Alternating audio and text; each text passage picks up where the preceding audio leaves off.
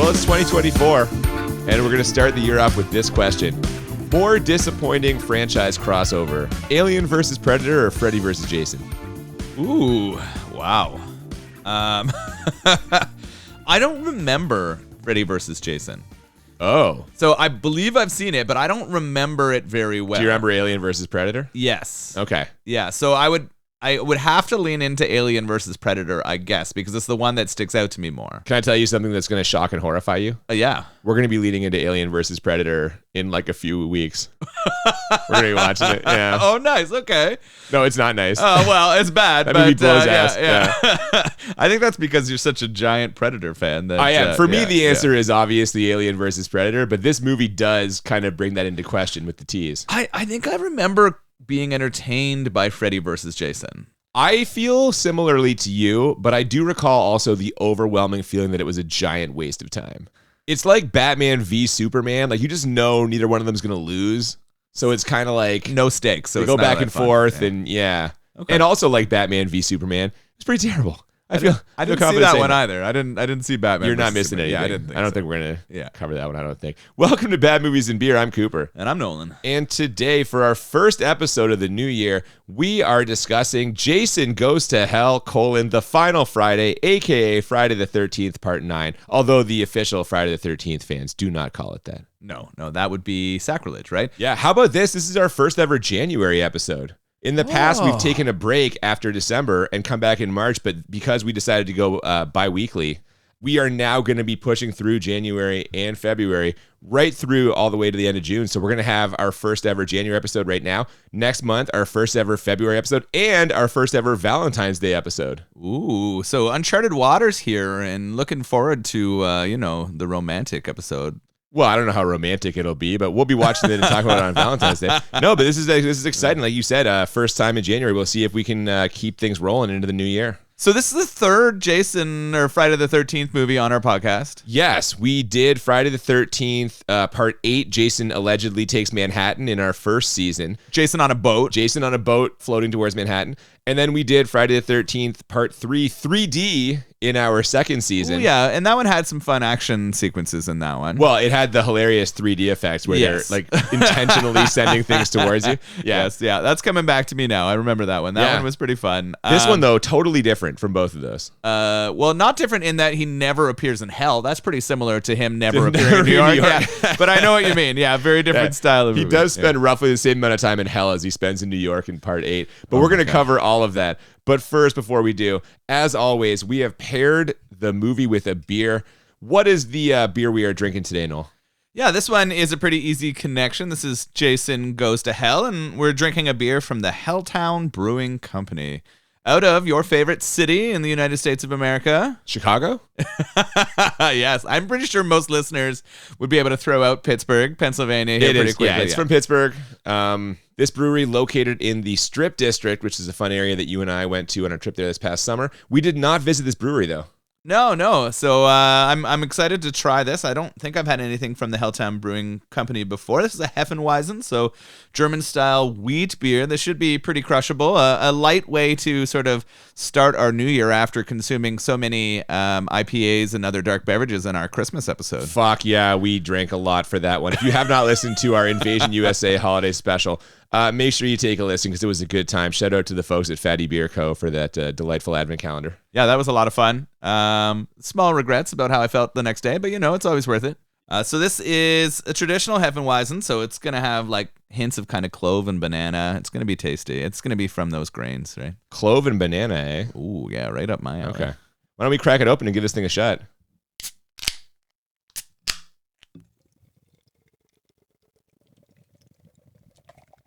So we faded on a tranquil looking lake, and I'm like, is that Crystal Lake? And because the director clearly thinks we're all idiots, there's an immediate zoom on a road sign that says Crystal Lake 4 miles. But I guess I did ask, so maybe I am an idiot? I don't know. Anyway, a single car pulls up to a good-sized cabin. Its lone passenger steps out, and wouldn't you know it, it's a hot lady. Yeah, we've already got the telltale synth music here leading us in.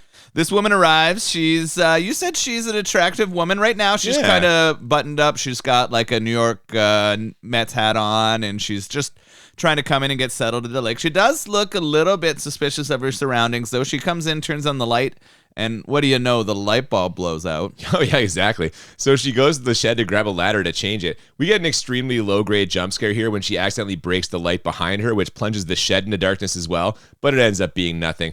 She goes back and changes that bulb, and with the cabin now fully illuminated, she does what any sensible person would do in real life, strips naked.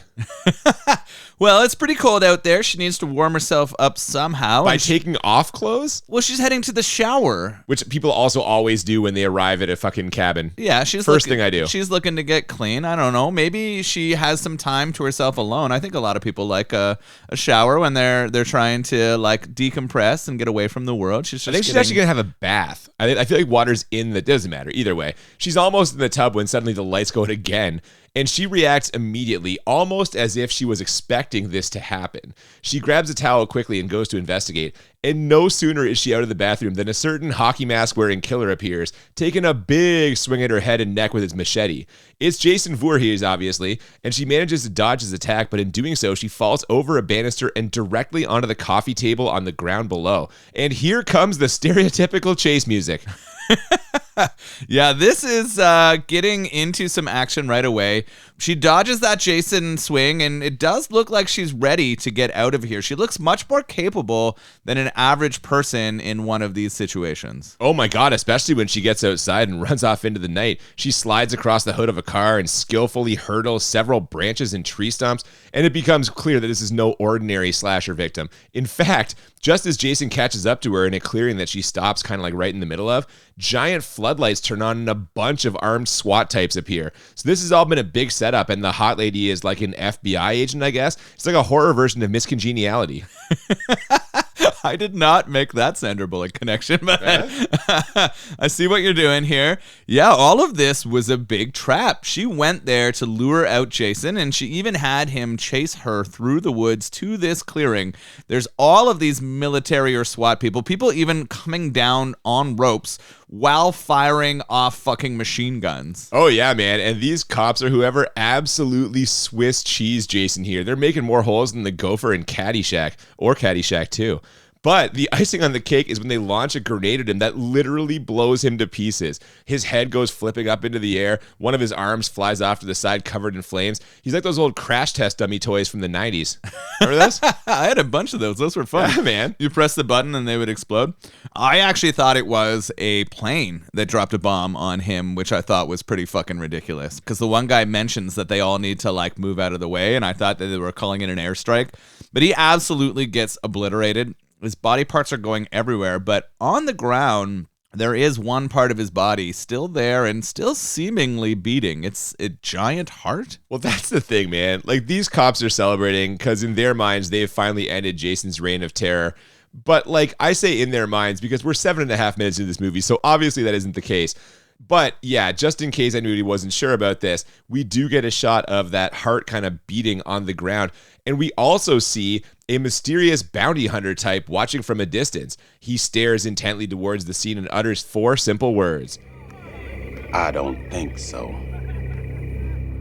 I actually want to give the last part of the sequence some credit here. It does make the audience ask questions, like who is this mysterious figure? How is Jason going to come back from this? Is Jason going to come back from this? Maybe he's really dead and the rest of this movie will take place in actual hell. Like, what do you think? That's actually where I was, like having no preconceived understanding of this movie and remembering that the title was Jason Goes to Hell.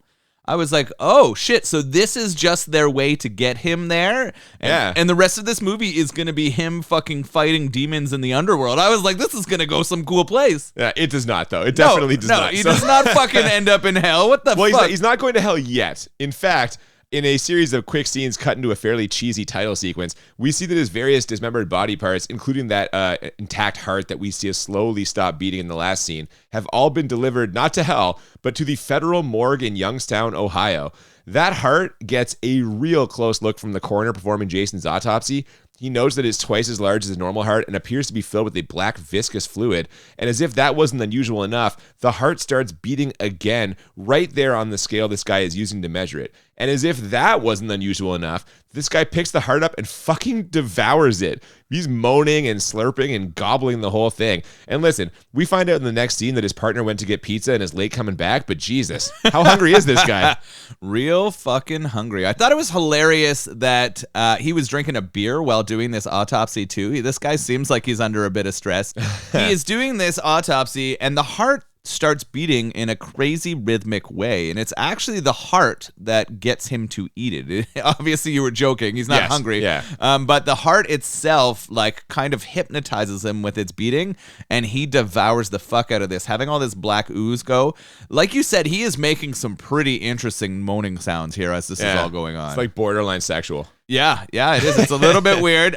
So he has swallowed this heart, and his corner buddy shows up with the pizza after he's already filled himself up. Yeah, I mentioned that guy. He returns in the next scene, and we get a funny moment where he starts taunting Jason's corpse, not realizing that Jason's spirit or essence or whatever has taken over his partner's body. How you doing, you fat-ass, maggoty, blown-up fuck? You know what I'd like to do to you? I'd like to take a crap right on your fucking mask. A big old mango-sized crap. Awkward. I have never heard anyone describe a shit as a mango, too. That was an interesting... It's a good size. Yeah, that's good a large shit. So yeah, all of this is happening, and what I found funny is Jason now in the new coroner body. He's been able to transfer over with this weird beating heart and black ooze shit. He takes this personally. Well, of course he does. The guy's trashing him right in front of him. Yeah, but like, if you are an immortal, like, fucking murderer, you think that you wouldn't really care what other people had to say about you. Yeah, because when I think Jason Voorhees, I think like tranquil, serenity. The guy's very peaceful. He's kind of above all the whole vengeance thing. Is that what you're saying? Yeah. No, but I think that he is motivated by particular killings. He doesn't like care if some guy is talking shit about him, but clearly it bothers him. He finds, I don't even know how to describe it, 2 long rods, and he's able to like plunge them through the other coroner's head and squish his probe. face. The other coroner even says, yeah, that's a probe, and then he gets fucking probed. Oh yeah, through the skull. That's pretty gruesome. I actually like the shot of his face like mangled from coming underneath. Through the grate. Yeah, that was a good shot, man. Yeah. And the hits just keep on coming once Jason's new body leaves the morgue. He's about to breeze past some guards when one of them makes the same mistake the other coroner did, kind of taunting him a little, bringing into question how tough Jason Voorhees really was. So sure enough, he turns around to murder them because nobody calls Jason Voorhees a pussy. Is this whole movie just a commentary on toxic masculinity, or is that what you're kind of getting at? I don't know. I do find it that he's pretty fragile here, if the fact that, they call him a pussy and then he slaughters them both. We get actually kind of a weird transition from this, right? We get that happening, right? Them calling him names, and then it transitions to a kind of like an unsolved mystery report. We're getting a news or media report here. Yeah, like a tabloid journalism thing called American Case File. That's where we kind of see the aftermath of these hallway exploits. They are also nice enough to remind us here about a bit of the franchise's backstory and introduce us to that bounty hunter we saw earlier in the movie, Creighton Duke. Apparently, this guy has caught more serial killers than anyone in history, and not only that, he knows literally everything about what's going on in this movie and lays it all out for us here. What you think of as Jason is not Jason. That body he's wearing, that's just meat. He wears other people's bodies like folks wear a suit. Or he may get blown up, but that's just a little minor inconvenience for him. He'll just get himself another body. Now, how does he know all this? That is my question at this point, and not just at this point. He does seem to have all of the intel. How he gets it, I'm not sure. This is exposition only. This is a character that he's almost like the prophetic old man, except for he's like a big part of the plot. He's human exposition. Exposition Duke. From there, we cut to a waitress watching this American Case File story and looking very nervous. We don't know why yet, but as soon as we get a look at the diner she works at, I thought I knew the answer. They're having a Jason is Dead 2-for-1 burger sale, and I was like, ooh, Jason is not going to like them profiting off of his likeness. It turns out that this is not the case at all.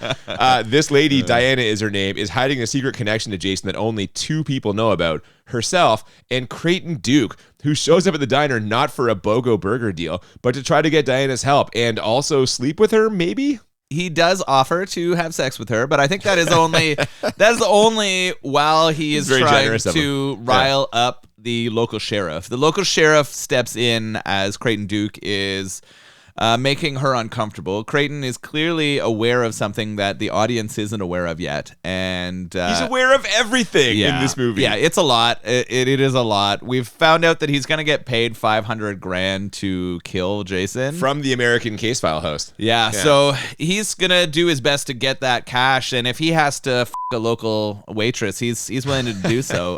But no. Whatever it takes. He only threw that out there because the sheriff seemed rather interested and protective in her, and he wanted to rile up the sheriff. I think he, in some ways, wanted to get tossed in jail. He thought he could get some info here. Well, that's exactly what happens. The sheriff does not like the way Duke's talking to his lady, so he has some of his deputies take him back to the station. But to his surprise, Diana does not respond positively to this. She brushes the sheriff off and quickly slides up next to one of the other diner patrons, a guy named Steven, who we can infer was romantically involved with Diana's daughter, Jessica, a daughter that Duke mentioned a moment ago. Diana says she needs to tell him something about Jessica and to come to her place tonight, which he does, but not before picking up some horny teenage hitchhikers headed for Crystal Lake. Is it my imagination, or does this guy look kind of like a poor man's Rob Schneider? You know what's amazing is that I have also written down a poor man's comparison for him. I did not have Rob Schneider. I actually had a poor man's John Cusack. Oh, yeah, I can see that for sure. Yeah. To me, he felt like a really poor acting John Cusack. It's like if John Cusack and Rob Schneider banged sticks and then somehow produced a son. Yeah. I can only assume that's kind of what happened in this movie because I'm not sure why Diana's daughter boned down with him. This guy is, we're going to talk about this later, I bet, but he does not exactly exude leading man qualities. Oh, goodness, no. He doesn't have the charisma, but he's also a really bad actor. The conversation between him and Diana here as she's trying to express some urgency to come meet her is awful. Both Diana and the Steven character cannot act. It's like soap opera level. Really bad. And then it transitions to him driving alone and singing along, but in a really unauthentic way. It's not a real song. That's the problem. He's like singing along like sounds to what is not an actual song, clearly just a background song they made for this movie. Yeah, so that's really brutal. Going back to what you said, he does pick up some hitchhikers. Of course, they're sitting underneath the Crystal Lake sign, the road sign that says we're 4 miles from there. He takes them over to Crystal Lake where they can set up a tent. It's funny here, we got a third wheel situation. There's a couple and a woman on her own. The woman on her own does invite him to come and stay with her. Which is gotta be like the most unbelievable part of this movie. Or maybe the most unbelievable part is that he turns her down. Yeah, that's what I was gonna say. There's no way if you were single and driving that car, you would have walked away from that situation. Well, but I guess he has just heard the news that something with Jessica, like he's gotta think maybe his wheels are spinning, but still, that seems very, very unlikely. He would have banged her and then drove and went there. Well, he's got fucking time as it turns out. Well, either way, he does turn her down, so I guess threesome? Is that what they're gonna do here? Yeah. No. No, that's not what happens. The couple has sex in the tent while the solo girl sleeps outside. And of course, Black Coroner Jason murders them all, but not before the girl in that couple agrees to let the guy her. It's like she knew they were going to get killed. Seriously, this doesn't matter. Yeah, sure. It's just like it doesn't matter. There's not a lot of time left. Let's live in the time we have left, she said. This is purely in here to up the death count. Like, the only reason why these 3 characters are here is so that Jason can get some blood on his hands. And the nudity count. Yeah, we needed both. So we do get to see both women naked. And the solo woman kind of goes off to take a pee or one out. It's hard to tell. She spends some time in the bushes for a while. On our way back from those bushes, we get kind of an underwhelming kill. Yep. It's just kind of like he slices her across the face a couple times with a knife. The one in the tent's a lot better. Yeah. And then we get a little bit more build in the tent. Then we transition to them having sex. We do get her asking for him to put on a condom. And then, of course, he's like... Oh, God, Debbie, I hate these things. She fucking throws it away. And apparently she throws it out of the tent because we get a shot of Jason stepping on it. And I was like, this is a commentary on not wrapping it up. Jason's Movie's saying, coming out strong in favor of no condom sex. Or is it your anti? No. It's saying that you should be wrapping it up because but he steps on it. If that was the case, he should have picked it up, looked at it, and like shaken his head, or turned to the camera and like the solo tear, like that indigenous person in that old commercial about garbage. Oh my God, I would have laughed really hard. But the way that they make him stomp on that condom, they're definitely sending a message. They didn't have to have that in there. That was the transgression that incurred his wrath. Is what you're saying. He slices this girl in half. Oh God, top down. She's on top riding, and I actually think that this sex scene is pretty well shot. I know that you're laughing. I appreciate this. I feel like oh yeah, it was really well shot. Yeah, the angles the angles they're using are discreet enough to show that it is a Hollywood movie, but while still titillating. But it does feel like that they are actually having sex, which is not the case in a lot of Hollywood movies. All right, that's fair. So she's riding him and they're having a good time, and then all of a sudden you see Jason pick up what seems like a fence pole, like those thin fence poles that you would wrap a chain fence around. He runs her through with it and then pulls it up, splitting her in fucking half. Yeah, man. It is graphic and pretty well done. The effect on this one's pretty good. Yeah, I said top down. I guess it was more like bottom up. Yeah. He goes through her stomach and then heads up. The guy underneath her, obviously losing it. Do we see him get taken out, or we just know that he's killed later? I don't know. I feel like maybe there's a exterior shot of the tent and like him screaming. I don't. It doesn't ring any bells. Either way, Jason really does a number on those teens, and from there we cut to Diana leaving work at the end of her shift. It's dark and she's nervous, and Jason's there watching, but he gets distracted by some horny middle-aged people this time and attacks them instead. He kills the lady by crushing her neck in a car door, then takes the guy back to his house where he shaves and makes out with him. I'm not really joking. That's kind of what happens. Yeah, this is weird. I have a few different questions. One, I don't understand why Diana is alone. They introduce her feeding a dog after some potentially spooky scare. Totally unnecessary. Yeah. We see that dog one more time at the very end, and we did not need to see him. It's not even useful. No. No. So I don't like the builder connection here. The sheriff guy one of the sheriff guys does come to check on her, but he gets interrupted by his love interest. Was she another worker at the diner? I don't think so. I think she's just some lady they agreed to meet at the diner, but she's got women's bowling, so they have to get this thing done quickly. Yeah, she wants to bone down with him, so it looks like they're going to in the car. Correct me if I'm wrong, but Jason really dislikes people right? That's why he drowned? Yes. The counselors who were supposed to be watching him while he was swimming were too busy each other, so he, drowned, and now he wants revenge on anyone who has premarital sex, especially unprotected, it seems. Yeah, okay, that's what I thought. But these two old people, how does he know they're not married? He just fucking smashes her head in the door, and she goes down pretty hard. Yeah, I don't know. I don't think he cares. Maybe it's just sex in general. He just hates female bowling. You never see him having sex, so he hates female bowling. Yeah, he's against women in sports, so. Yeah. We got a lot of commentary going on here by the directors. What I thought was weird was that he did take this sheriff back to his house, the Voorhees house, which is here in Crystal Lake, straps him down to a table, and shaves him.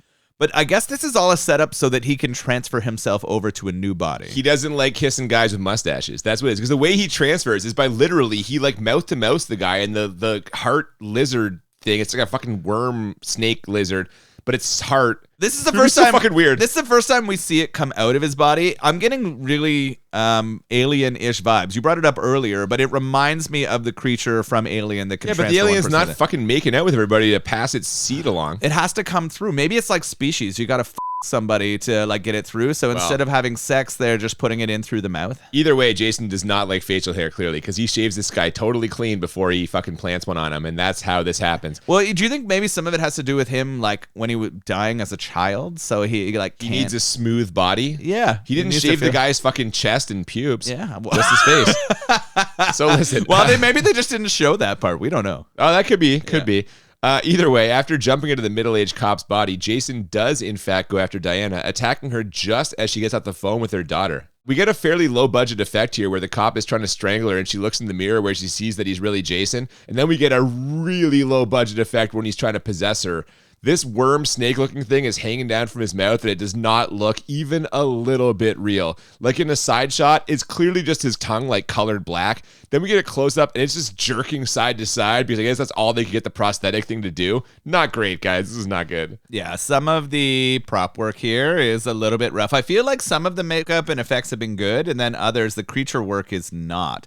I'm kind of struggling right now to understand who everyone is and what their relationship is to people. Yep. I don't even think we've gotten Steven's name yet. We don't know. He's just that kid from the diner who also drops off the people who get murdered. Yeah. He shows up in the nick of time here. I was going to say, I still have him as Poor Man's Rob Schneider, and Poor Man's Rob Schneider makes the save here, although he arrived way later than I expected. You think he went home to one out to the thought of that teenager skinny dipping? I don't even think he drove home. I think he just jerked off in the car, and he needed. Then he would have gotten there faster. He needed some time to clean off. Yeah, towel off. He had to clean up. He got it all over his shoes. His shoes were covered in. It's so crass. 2024. Here we go. Oh yeah, We've right back from where we come from. Year has not. I did not set Oh my God. any kind of New Year's resolutions to go. not Apparently. be. Yeah. Anyway, despite this guy's best efforts, Diana gets run through with a fireplace poker, but he does manage to temporarily ward off middle-aged police officer Jason, sending him out a window. Diana whispers a final desperate instruction to him to save Jessica before she dies, which in an all-time case of bad timing happens right before a cop runs in. So the cop sees Steven directly above her dead body and, with Jason long gone, assumes that he killed her. Boy, I bet that skinny dip is looking pretty good right about now, huh? I mean, I think he was... As far as he knows. Like, he doesn't know the girl got slaughtered. Yeah, I mean, I think he wants to know that Jason is after Jessica, though, because he still has strong feelings for his baby mama. Oh, big time, yeah. So he doesn't want that to go down. There's a lot of stuff that happens in these scenes that are, like, pretty hilarious and confusing.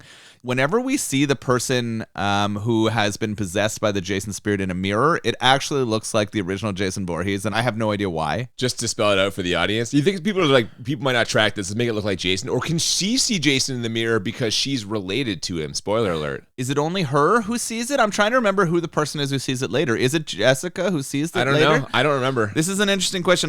This is something, if I watched it again, I would be paying closer attention to, because that might be a good point. It's a big if in that sentence. Yeah. There's a lot of ifs here. Oh man, it's so dramatic, but it's super funny because it's not being pulled off. No, he's not able to save her. Yeah. But he's been caught now. What's gonna happen to him? Well, as if things couldn't get any worse for old Steve, Jessica arrives in town with her baby, who is Steven's baby as well, as you mentioned, and new boyfriend, who is the guy from American Case File. Steven sees the whole family as he's being moved to a different cell in the police station, but if Jessica didn't want to see him before, she is definitely not going to want to after he allegedly killed her mom. But you know who does want to see him? Creighton Duke, so it's super lucky they end up in adjoining cells. Like, unbelievably lucky. Although, probably doesn't feel that way to Steven when the Duke breaks a couple of his fingers. Yeah, so this is what made me think Duke was trying to get put in jail. This is why he offers to Diana. But how could he have known that anyone else relating to this would get in jail? It's Creighton Duke. He can see the sees future. all. He knows all. He knows all. He is Captain Exposition. We get kind of what feels like padding to me in this scene. We get a little bit of a, I'm going to break your fingers but give you information scene. They're trying to make it really dramatic, but seems unnecessary. Why is he breaking his fingers? Because he doesn't have money. Creighton Duke has to take a sum for giving this information. It is the like curse of the prophetic bounty hunter. Yeah, prophetic bounty hunter has to have the person pay a price to give them the information. That's why he gets his information. If he doesn't, it gets cut off from him. He doesn't get that info anymore. If you say so. But once again, Creighton Duke is here to explain everything that's going on, which he does in no uncertain terms. In a Voorhees was he born. Through a Voorhees may he be reborn. And only by the hands of a Voorhees will he die. Jason had a sister, your girlfriend's mother, Diana. Now that she's dead, he has only 2 blood relatives left in the world with the power to kill him or make him reborn. Jessica and her baby. And I'm still wondering how he knows all of this. Spoiler alert, we will not find out. Yeah, we don't know. We never will, and he's here to keep moving along the plot or to sort of tell you stuff that would be impossible to figure out otherwise. No, he's just human exposition. I stand by this statement. So Steven escapes from jail, though, and now we get what sure seems to me like a padding scene, where for some reason he decides to head to the diner where Diana used to work, and not only is his and Jessica's baby there, which allows him to see her for the very first time, not counting that brief glimpse at the police station, but Steven also gets to borrow a car from one of the diner employees who decides not to turn him in. Now, if I had to guess, I would assume the point of this is to get us invested in Steven via the baby so that whatever happens to him later on will have more emotional weight behind it. But I kind of feel like that's a lost cause and none of this is really necessary. This Steven actor has way too much screen time. He's not good. No, nothing is drawing me to the Steven character. Happy to see Steven fucking take it. And we're going to get some more tension with him shortly, but we're also about to get way more comedic. Yeah. This shit is about to go full joke mode soon. Well, regardless of how you and I feel about Steven, he knows he needs to protect Jessica and the baby, so he heads to the old Voorhees house to try to find some kind of clue or weapon or key that will give him the ability to defeat Jason once and for all. And although he doesn't find that, he does find a couple of other interesting things. First, something that looks an awful lot like the Necronomicon, you know, the Book of the Dead from the Evil Dead movies. He straight up finds the That's what it Necronomicon. is, right? Yeah, Yeah. that's what I wrote down too. And I was like, he finds the Necronomicon in the Jason Voorhees house? So we almost had like 2 franchise crossovers here. Yeah. That is definitely an homage. There's no way that it's not there. I forgot completely about that. I remember the Freddy one. Yeah. Second, Steven finds out that the guy from American Case File is a grade A douchebag. His dating Jessica is almost certainly a way to get closer to the whole Jason Voorhees story, and he's planning on staging stuff at the Voorhees house to drive up ratings. Here is a line that I think sums this guy up pretty well. Well, last night, I stole Diana's body, and I hid it here in the closet. And then I went home and f***ed her daughter. Ha! What an asshole. Yeah. Oh, well, I mean, this guy is kind of your standard media tool, right? Like, they've written it in a very standard way, but yeah, we definitely want to see this guy fucking dead. Yeah. Right? Like, they're setting him up as one of those people who you're like, yeah, this guy needs to get what's coming to him. The fact that he stole his, like, girlfriend's mother's corpse and brought it to a house to trick her and then went back and f***ed her tells you all you need to know about him. Yeah, man. I forgot to mention that Steven overhears this on a phone call when he's hanging halfway down a fucking trap door or something, or a hole in the floor because he stepped in a hole, and I don't know. This is the slapstick stuff you were talking about earlier. Yeah, that's part of the slapstick. Yeah, he had fallen through the floor. The Voorhees house hasn't had any care in a long time, despite the fact that, like, we know that Jason is a murderer and that the whole family is kind of fucked up. No one's torn this motherfucker down. Yeah, or, that's like, odd gotten rid of too. it. I was found like, that strange. Why are we still doing this? Let's leave these weird, like, books that can bring the dead back to life or other shit around. Like, someone should have torched the fuck out of this place. They got rid of the camp. When Steven drops those fucking horny teens off, he says this is where the camp used to be. They tore it down, though. Why don't they tear this fucking house down? Yeah, they should have. But I mean, movies, obviously. Now, luckily, this guy gets what's coming to him really quickly when Jason decides to possess him, presumably as a way to get closer to Jessica. But what's truly exciting about this scene is what happens to Jason's old body after the switch.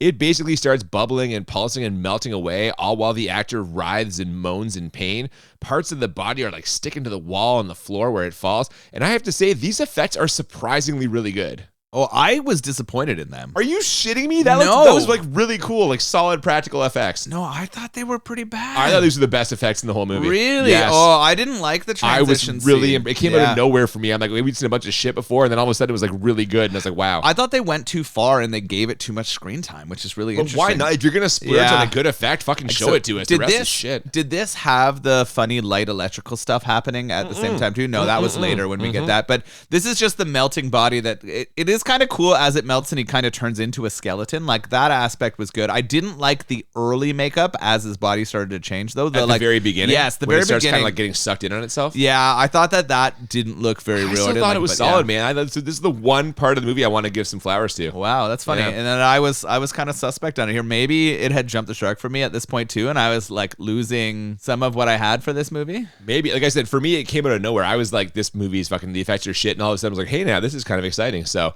either way, things start moving really quickly here. We get a call back to the opening sequence of the movie when Jessica gets in the shower only for the lights to suddenly go out. And when she goes to investigate, she also gets attacked by Jason, only the Jason who's currently inside her douchey boyfriend. He tries to bring himself all the way back to life by going in for the possession makeout, but Steven bursts through the door again and manages to get Jessica away from him. He hurries her out to the car, and despite Jason busting out a Terminator-style window punch, Steven successfully gets them out of there by hitting Jason with the car and then running over what is clearly a dummy. So much for those good special effects I was talking about. It's funny that they ran back the shower scene. I thought that was kind of... I didn't dislike the fact that they ran it back and were doing that again. I thought it was kind of funny.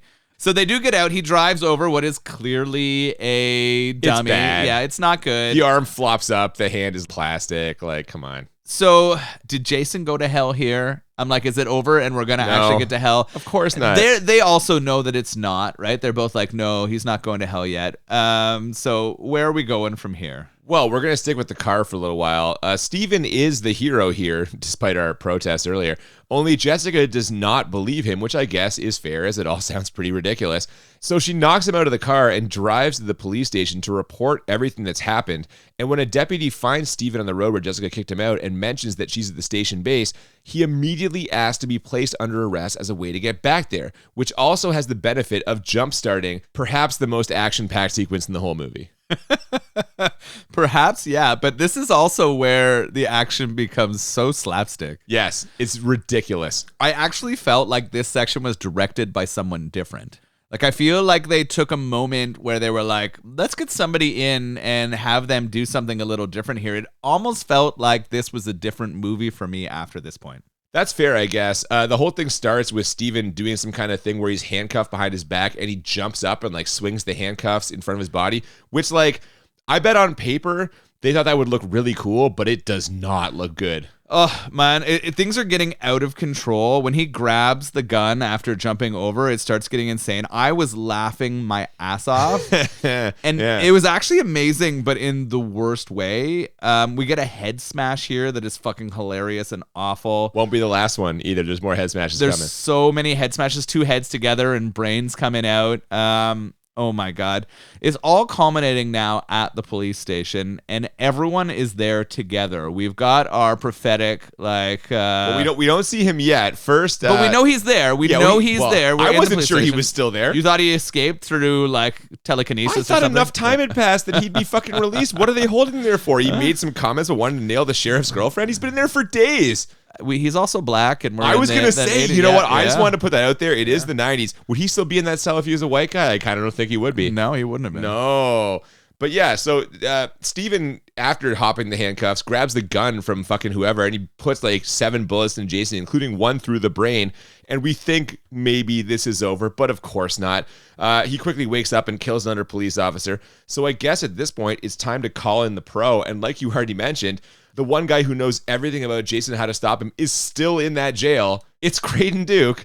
He, I guess, frees himself. We see him like clothesline a guard and presumably grabs his keys. And yeah, he's coming out. Now it's going to be Steven and Creighton and Jessica. Well, they're not together. No, but this is the team who's going to be battling against Jason. Currently, Jason's still in TV man form. Yeah, the douchebag body.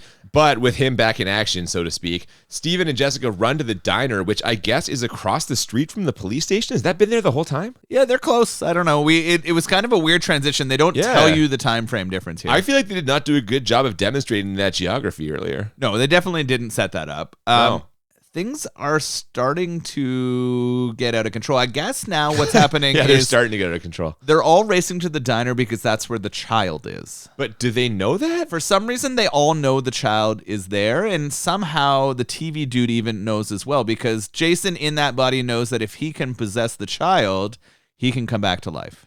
Maybe, man. I don't know. Either way, the douchiest version of Jason arrives to lay siege to this diner, attacking and killing pretty much the entire staff, including the weird family that runs it. He puts an elbow on the matriarch of this freak show that literally caves her mouth in. Like, she looks like a cartoon character when he's done with her. Yeah, the makeup is just ridiculous. Yeah. And then he fucking fries the patriarch's face in the deep fryer.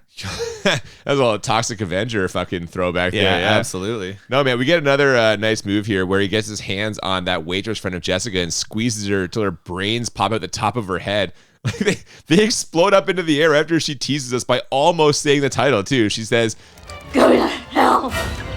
So close. We're so close to the title. So we've turned into a straight B movie here. That's all. I don't even know how else to describe it. This whole thing's a fucking B movie. It didn't start that way. I mean, it started. Those cops shoot him a lot in that opening sequence. That's true. That's true. But it feels like at some point this is just like changed lanes and turned into a straight like schlocky. We're off the rails. We've gone off the rails here by a fucking mile. Like we went from zero to Birdemic. Like we're actually in Birdemic territory at this point in the movie. So basically, after Jason kills this waitress, you'd think he would just kill Jessica and Steven now because they are right there. But instead, his body just like keels over, which I suppose buys them some time. Steven decides to leave Jessica there and go looking for help, which seems risky since, you know, Jason's body has been known to rise from the dead from time to time. But in an ironic twist, it's Jessica who leaves him there when she jumps in the car and speeds off. Steven is stunned, and we don't know why she does this either, but we get the answer quickly from a note that Steven finds crumpled up on the floor of the diner. It's from Duke, and it says, "I have your baby. Come to the Voorhees house. Alone." But where the hell did this note come from? Duke had to have left it. But when? Where? They left the jail before he did. He left it, I don't know, somehow while all this fighting was going on in the diner, he took the baby and left a note in the cradle. But how did he beat them to the diner? He didn't. He got there after, but while they were busy and somehow grabbed the baby. I don't know. Part of me was like, did he jam the note into fucking American case file Jason's pocket and she pulled it out of the pocket? There's no reason for why this note is here. That way. It did seem like it came off the body of Case Files Jason, which is fucked up. I mean, we know that this guy's tying up all the loose ends in this movie, and this is another one that makes no sense that he's able to do. He's gone beyond mysterious into like supernatural at this point. But he is supernatural. He knows all these things about him. Yeah. It makes no sense. Yeah. God damn. Well, Jessica does in fact go to the Voorhees house and finds Duke there, who does in fact have her baby. She tells him that her ex-boyfriend is dead, so there's no more bounty for him to collect, but Duke fires up and tells her, "It's not about the money anymore. Tonight we can get that bastard. Tonight we can send Jason Voorhees straight to hell for all time." And although he says we, it turns out it's really up to Jessica to do the killing with some sort of magical dagger. Now, unfortunately, based on what we see in the next minute or so of this movie, she might not be the best person for the job. She's not great at killing. Yeah, so he has this magical dagger. When he hands it to her, it transforms, right? It goes from what looks like just sort of a military knife into this special looking knife. And this is all because she is also... She's a Voorhees. She's a blood right? Relative, yeah. And so he did, in his exposition, one of many earlier, tell us it's the only way he can die is if she stabs him. But is this going to go well? What we're also wondering at this point now is like poor man's Rob Schneider going to show up possessed as the new Jason Voorhees? Whose body is Jason inside right now? That's the question. And yeah, a couple cops show up. And Duke is like, kill him, kill both of them. It could be either one of them. And she doesn't kill either one of them. She's so bad at this. Yeah, the baby's crying. There's all kinds of shit going on here. We don't know which one is the evil Jason one. And she does eventually step in and start doing some stabbing. Yeah, but it takes fucking forever. And in the process, she ends up having one of the bodies fall on top of her. So now she's out of commission. And with Jessica sidelined and the possessed cop breathing down her baby's neck, literally, it's up to Steven to once again save the day, which he does by running in and slicing the cop's head 9/10 of the way off with a machete. There is still 10 minutes of movie left to go, though, so we shouldn't be surprised when we see that wormy lizard creature that is, I guess, Jason's heart crawling out of the gaping neck hole. And with that, the roller coaster ride that is the effects quality of this movie continues. What do you think of this fucking thing scurrying around? It's fucking awful. This really bad. Puppet was really bad. It also was so alien-like. It made me wonder whether it was from outer space. But a much shittier version, even though the movie Alien came out like 15 years before this. What is about to happen next is also not good for the people still in this movie and for the viewing audience. Well, that's for sure. As we've been told repeatedly, for Jason to be reborn, this heart lizard needs to possess the body of another Voorhees. And as you may remember, that douchebag from American Case File stole Diana's body from the morgue. Well, that body is still in the basement, just lying around where Duke was after he fell through a trap door and gored his leg. And although Jessica and Steven get Duke up and out of there, they leave Diana's body, which is bad because the Jason lizard finds it and, well, I'm going to let you tell everyone what happens next. He enters through her vagina. Right down Main Street. Crawls into her right up there. And you know what is amazing? Instead of like demolishing a dead body, it turns her into fucking Jason. Yeah, man. Jason Voorhees is reborn. He smashes up through the floorboards in his fully restored jumpsuit / hockey mask body. Well, not fully restored. His head and skin are still horribly mangled and misshapen. And why is that? Like, if I think reborn, I think brand new beginning. He should be like a young, handsome Jason or something, shouldn't he? I wondered actually about the Jason makeup in this. He's pretty grotesque. Is this from like all the previous everything? Is shot this the and blown up extent and of electrocuted? Like this is the furthest form he's had. He takes a licking and keeps on ticking. He sure does. So he's come back now through Diana, and they're in trouble. Oh, they are. But new body or not, they can still kill him. They just need that magical dagger. Jessica tries to retrieve it from under a cabinet, but she ends up knocking it down a hole in the floorboards. Duke tries to buy her some time by handcuffing him and Jason together, but Jason just rips him out of the cuffs and kills him by breaking his back. So with the dagger out of reach and Jason bearing down on Jessica and the baby, it's time once again for Steven to shift into hero mode, which he does by tackling Jason through the window and onto the lawn. And all I could think of here was, book that guy a trip to Up City, because this dude has no physique, no athletic ability.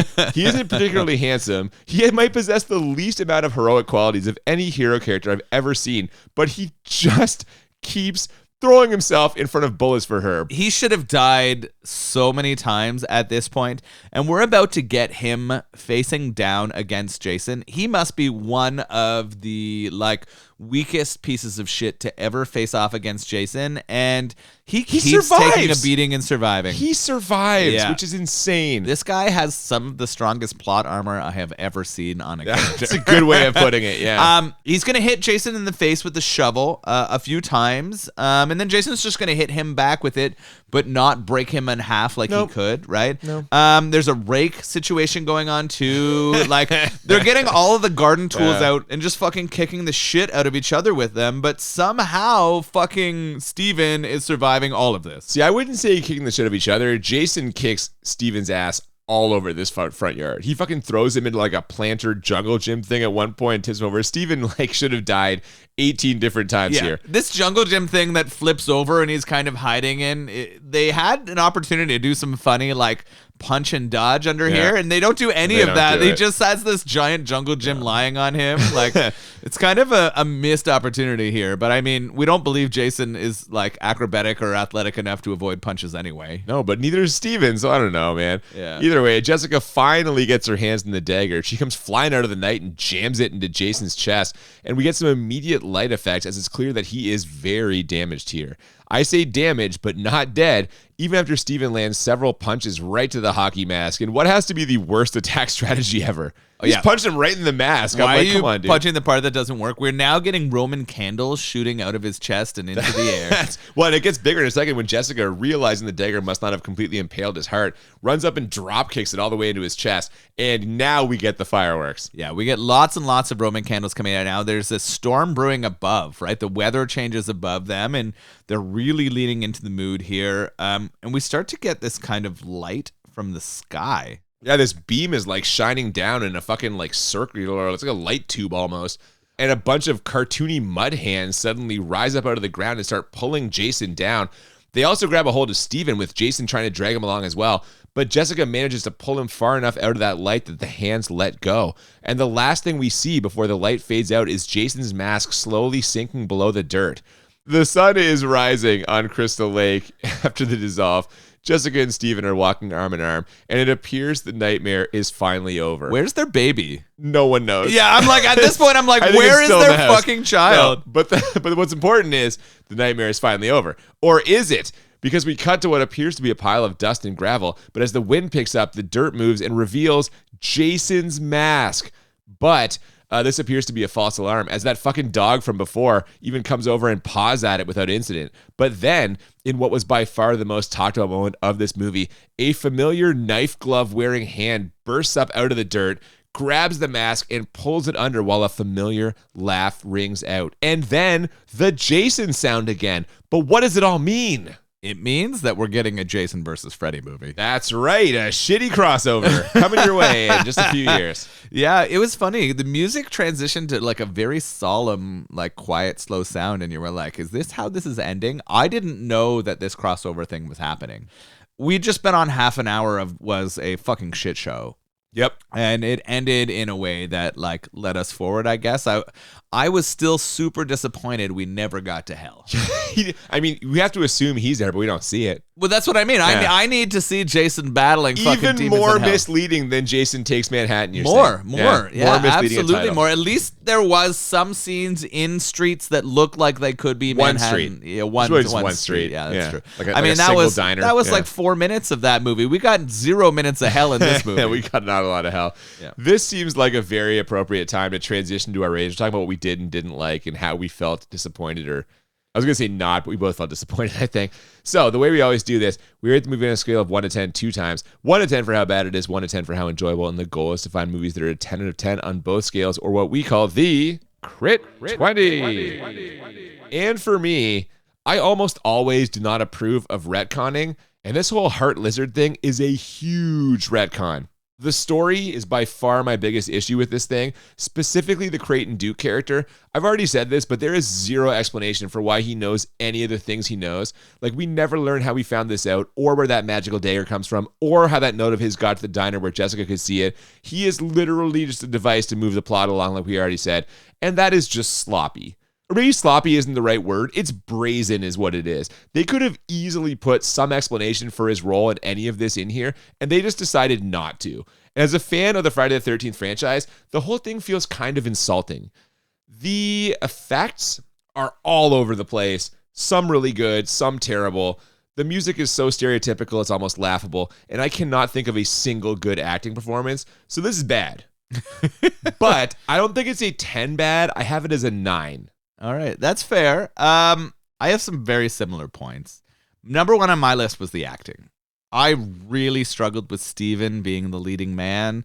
I struggled with Diana's performance. I didn't like the schlocky TV guy. I thought Creighton also wasn't bad or good. He didn't bring much to the table. Yeah. It's hard when you're given that. The story was frustrating and annoying that it had to be explained, and there were so many things that weren't explained, right? Like, a lot of that didn't make sense to me. I did not generally enjoy the effects. There were some good makeup that I thought, particularly on a couple of the kills. The music, I really like the synth music that takes a lot of the 80s and 90s horror. Yeah. And I felt like it was very almost underdone. Like, it does not play a significant role in mood or experience. There's a little bit at the start, and occasionally it pops in, but I didn't feel like there was a ton of it. I call it stereotypical. It pops in at very stereotypical moments, and to me, it just sounds like you recognize it instantly, but it's not like good. It's just kind of like, yeah, that's the music you expect to hear right at this moment. When they have Steven singing in a car on his own, why don't they pick a pop song from that time and have it? They didn't fun, want to pay right? for the rights. I know, for but an wouldn't that have been song? better? Like, that is actually part of my question about this: is how much budget did it have? Because it I don't know. felt like they were really cutting corners on this motherfucker. But you can, like, when we watched a movie like Nightmare Beach, yeah, they had not like real songs, but they got studio musicians to make songs that sound like the music of the time. Yeah. So it's not a song you ever heard on the radio, but it fits like that era. This song is not even a song. It's just bullshit in the background. Yeah, I noticed that immediately. Yeah, it would have been nice to do more of that. Whatever, they did not put enough time or energy into the music of this thing. So all of that together, I actually had this as a 9-2. Okay. I thought there was enough in it. Maybe it's the homage at the end. Maybe it was the starting scene, which was quite good too, not to move it over to a 10. I actually really like the beginning of this movie. Yeah. We feel very similar to this. How enjoyable did you find it on a scale of 1 to 10? So it was really over the top. It was super campy. It was not what I expected from a Jason film, right? And it's funny that this is our third one. Like, that maybe says a lot about it. Despite being fans of the series, there is a lot of stuff in this that is laughable. I thought a lot of the campiness was intentional, right? Like, you don't think so? You think it's not as convinced as you. I mean, there's clearly some nods in there and some stuff where, like, you're like, that's a joke. The last 30 minutes had to have been a joke, because it changed so dramatically from what felt like a serious Friday the 13th movie to, like, I don't think this ever had it. No. Well, because if you think about the beginning, the amount those cops pop out, and even like after they kill him, some of the dialogue from the police officers, it's kind of it's campy and kind of jokey, like you said. I don't know. There was some decent nudity and sex scenes in this there too. sure was. Yeah, so I didn't mind that. All of that together, I had this as an 8 enjoyable. I wasn't. I thought it was short, right? Like, this was like 88 minutes. It breezed through. Yeah, without credits, you mean? I think it was like 92 with credits. Yeah, it was real. Yeah, it was like 88 with the right credits, time, and it was like it worked for me. It wasn't a good movie, but it was a fun 88 minutes. Okay. Would I go back to the well again? I would go see a different Jason movie, I think. Well, that's the thing. Yeah. So you have not seen all the Friday the 13th, No, right? no. I have would seen go back and all see of them. And this one ranks very low on my rankings. Oh, I don't think it was a good movie. Right. Nor do I think it like should stand the test of time. But was it a like hilarious time because it was so bad? Absolutely. See, I think, but the difference is, I think, like I said, I already said it was kind of insulting as a fan of the franchise. I was busy looking at this being like, well, that doesn't fucking make sense. This is not fit with everything else. So I think I was kind of more preoccupied with like the ways it didn't sort of honor the franchise. Having said that, let's get this out of the way. The Freddy moment is really cool. Yeah. And when I watched as a kid, I remember being super excited in that moment, which as an adult, it in no way, shape, or form redeems the rest of the movie for me. But for like 12, 13-year-old me, it almost did. Like, so that's something. But this was actually a factor in my bad rating. Like, say what you will, this moment at the end did create buzz and excitement for a sequel. And it had been a while since a movie in this franchise had kind of done that. So that's kind of why I knocked it down from a 10 bad to a 9. Because, like, if nothing else, the last moment kind of accomplished the goal of, like, you were sort of excited again to see what would happen. Some of the effects were good, like I said, especially that part where the old body melts for me. I like that. You didn't like it as much, but I also like the opening sequence like yourself. It pretty much checked all the kind of horror movie boxes and set the tone for what was coming. Actually, that's not true.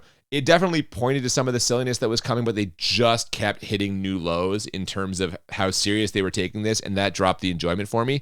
Speaking of dropping the enjoyment, the guy who played Steven just brought nothing to the table here. Like, I cannot believe they couldn't have found a better actor, or at least one who fit the mold of a hero for this era of movies. Poor Schneissack. Yeah, Ron Schneissack. But by far the worst part of this for me was the whole body switching heart lizard thing. Like, just a brutal retcon, never explained. And I'm pretty sure they never used it again. This wasn't the thing in Jason X, right? So I have this way lower than you for enjoyment. I have this as a 4. Holy shit, you hated this. I did not really enjoy it, and because I was sitting the whole time being like, why did they change this? Why did they change that? Steven grated at me. I don't know. So you were an angry old man sitting on your porch. I was shaking your fist at the kids is what was happening. These here. modern Friday the 13th movies, fuck this. It's like Crystal Skull for Indiana Jones fans. Oh man, what'd you think of this beer though? I liked it. It definitely packed more flavor than I was expecting. Yeah. I would say a lot of the Hefeweizens we drink now are less traditional wheat. So we get a lot less of that very powerful clove. They're lighter, a little more watery almost. Yeah. This one definitely packed a lot more flavor. I did enjoy it. Like, I'm glad it was a small can, and I'm glad that I drank it early and crushed it. It would be hard to drink a bunch of these, but it was definitely refreshing, and I like the balance and flavors. It is so flavorful compared to, like you said, a lot of the Hefeweizens we get kind of today. This packs a ton of flavor in there, and it really made me want to try some of the other Helltown Brewing beers, because if they can pack this much flavor into like a Hefeweizen, I would love to see what they do with like a pale ale or a stout or a porter or like a pilsner or whatever, because this just, it's got traditional flavor, but not like a little bit. It fucking smacks you in the face with it. So really good stuff. Again, not my style, but if I had to drink a Hefeweizen, I would be reaching for this one. I thought it was a really good job by them. Yeah, I liked it. I would look forward to trying some stuff when we go back to Pittsburgh. I think now we got to visit for sure.